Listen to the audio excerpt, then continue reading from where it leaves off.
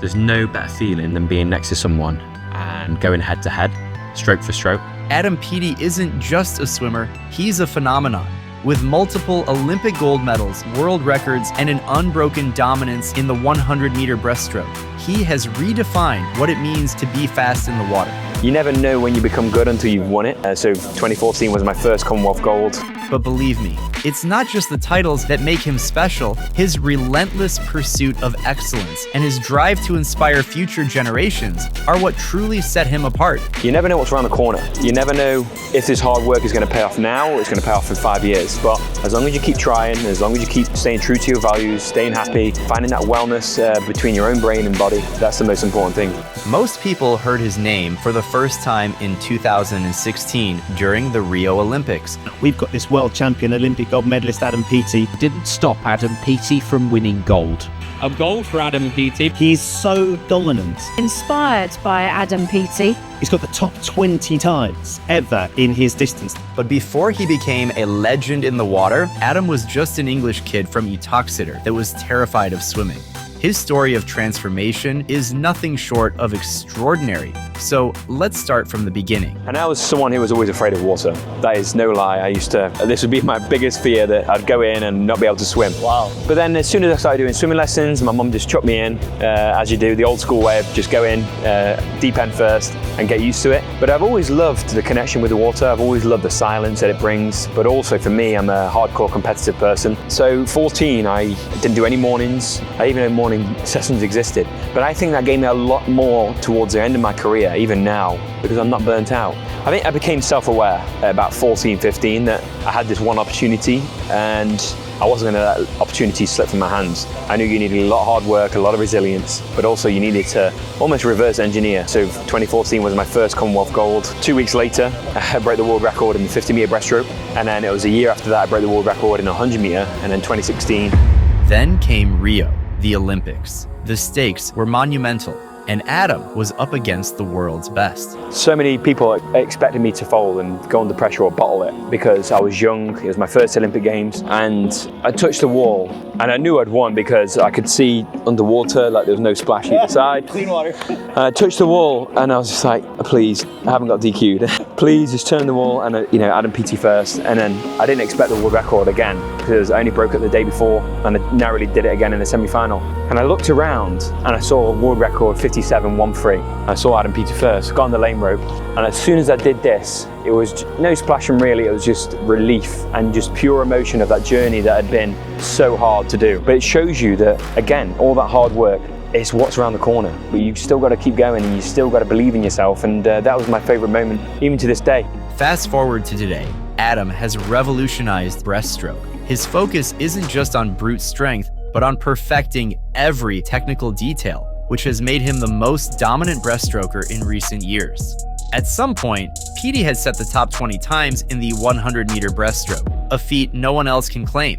Adam's breaststroke is a masterclass in efficiency, power, composure, and technique. Breaststroke is a very technical stroke because it's not just about how well you grip the water and how well you manipulate it round. It's all about the timing. So I focus a lot on the timing, when to kick and when to pull, when to glide, the head position, but mainly it's all about the catch for me because on our clinics, I always say the front of the stroke is like the steering wheel, the legs are the engine. So without the engine or without the steering wheel, you're not going to be in a bad place. So for me, it's all about the steering, making sure it's going in the right direction, getting enough height. Head position is very important for me, but also it's almost like a skimming stone, trying to be on top of that water as much as possible. Because as soon as we start to do this, we're losing time. So we just want to surf across the water with as much power and efficiency as possible.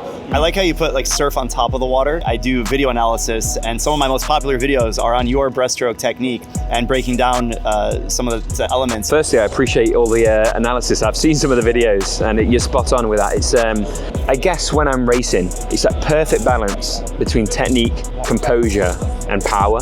So I need to use power to it's my strength, it's my biggest strength. It always has been that kind of aggression side of things, but also with that technique across the water. So technically, it's about how wide you are in the water. So if I'm pulling this stroke now and I'm too wide on my arms or I'm too wide on my legs, the bigger I am as well, the more muscle I've got, the more water I'm going to hit. So there's also a technical aspect of reducing as much muscle, but trying to create as much power. So it's quite a complicated formula to peak at the right time. But yeah, I mean, I did change all the timing. I did change a lot of how breast it was done. And I think a lot of people obviously trying to follow that same model now of power, efficiency, composure.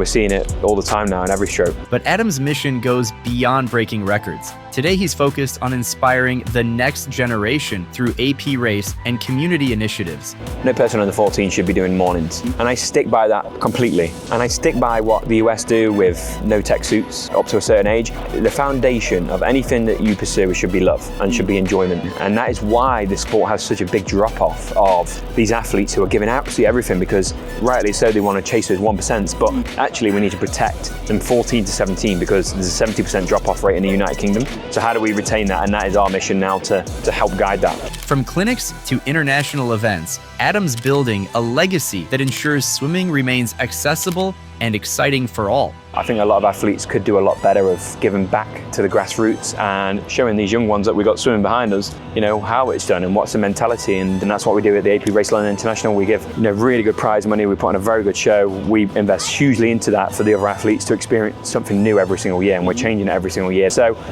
we're constantly on the edge of our own performance, but also how can we help the community as much as possible as well. But even champions hit walls. In 2023, Adam faced burnout, but true to his nature, he found a way to recalibrate. So every single decision, cake or fruit, every single decision I made up to that point was about performance. That kind of mentality for all my life has got me the medals, but it's also cost me the medals at the same time.